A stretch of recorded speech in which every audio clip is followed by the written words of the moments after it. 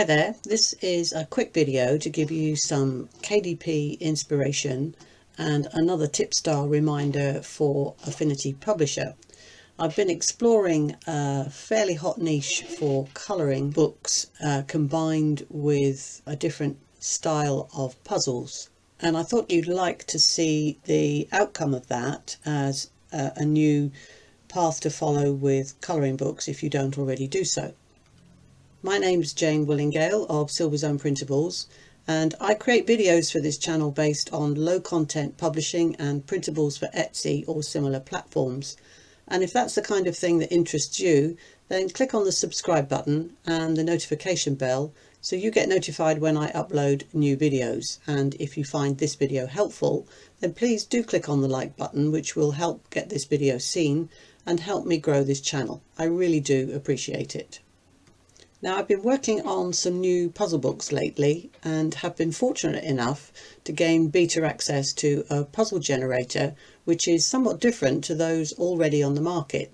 It's not out yet, but it will be soon, and I'm allowed to show you some of the output from that generator, and I promise I'll be doing more videos as a review and to cover more of what this app can do. I'm always on the lookout for ways to make my books original and unique, and so far this software is looking very promising. It creates hand-drawn style mazes which are really easy to edit and manipulate within the software and once exported as well. That might seem like a little thing, but importing PDFs into Affinity Publisher, my layout program of choice, has been somewhat problematic in the past, as it has a habit of grouping odd sections of a page, making editing rather tedious. For this, I created a large PDF with a choice of basic mazes in less than 5 minutes using this software, 100 pages at the time. That was pretty fast. It's slower to work on within the software with that many pages though, so I rethought that and created 2 or 3 with around 30 pages each. That works out much better to work on before exporting. And so for the purpose of my test, I just brought the maze document into Affinity Publisher like so.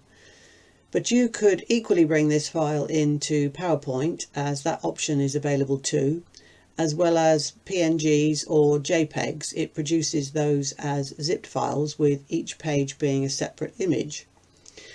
Publisher has accepted the PDF really well actually, so I'm working with that, and my plan is to add various colouring elements to the document to make it unique to me. So I'm going to go ahead and do that, and I will come back and show you the finished result when I'm done. I have a selection of images that I dived into to complete this, and have also added 1 or 2 full page colouring images with the maze as a central feature on the page, a bit like the custom quote method that I taught people in my Affinity Publisher course.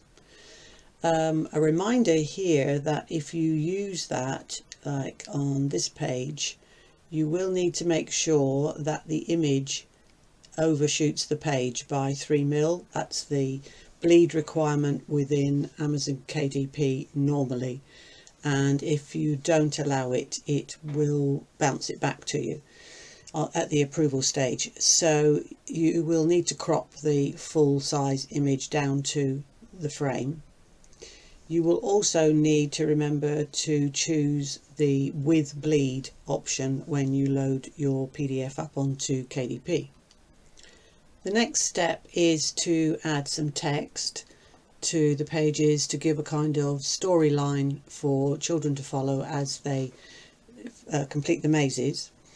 I've just used a basic Arial text, and I have copied one across from earlier,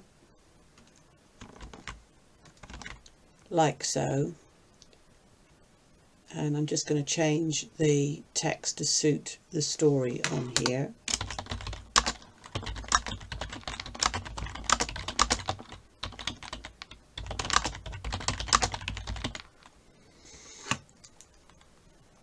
And make it left-hand justified to fit the page. And I will copy that frame of text through to the other pages to add text in where appropriate. To do so, all I've done is pulled in a text frame using the text frame tool, typed in what I needed, set the text font and the type and the size, and then just copied each one, so the formatting is fixed each time. I don't have to keep redoing that. I like the way the mazes in this software are easy to manipulate. You can move them about and reverse them or flip them because they've come through as separate elements. As I said earlier, some PDFs, when brought in, group into sections in odd ways, which makes them difficult to edit. This is really easy, as you can see, because there's no problem with odd nodes in different places. You can rotate them and enlarge or shrink where necessary to fit with the images, as I've done in this case. Some are PNG and some are JPEGs. This one is a JPEG, and you can put it behind the other images that you bring in. That option is there to choose before you export the book from the software. And if you miss one at all, well, it's easy enough to add in a shape behind and give it make it white and give it slightly transparent colour with a Gaussian blur around the outside. And I've covered that in my course as well, so you can just blend them in to the images in the book. I've done that on this page here. You can see that as I move it, there is a slight blurred outline to the maze, so that if it overlaps at all on any of the images, it just blurs in and doesn't cause any problems. I haven't quite finished adding to all of the mazes, but I've done a good 2/3 of them, and will fill in the last few before I load this onto KDP. There's another one where I've made a full-size image behind and given a slightly translucent background to the maze. The final thing I did was to add a title page into the master pages, and this is a standard page that I use, and so I've just pulled that in and changed the title. So if I pull that in before page 1 based on the title page,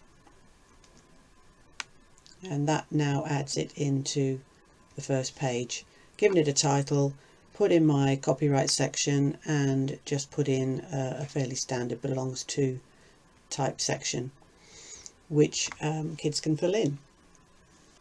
I will also add a final page at the end to give links through to my website and to my Amazon author page, which is something fairly standard and useful to do if you're not already doing that.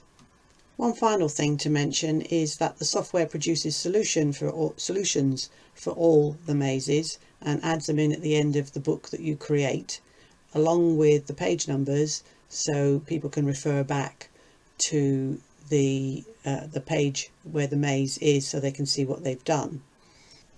All in all, a pretty good day's work. It didn't actually take that long, maybe 3 or 4 hours by the time I finished. And if you plan your work, get all your images ready to add in, you could produce a couple of these a day, especially if you use a series type cover for each. Then it's more or less the same cover with maybe a slightly different colour and a slightly different title. This software launches soon, and I will create a review video covering it in more detail then, so look out for that. It's a good niche to get into if you've not done it before, to add to your library of books on Amazon or Barnes & Noble or wherever you choose to publish. I've been Jane Willingale of Silver Zone Printables. Thank you for watching and supporting my channel. See you next time.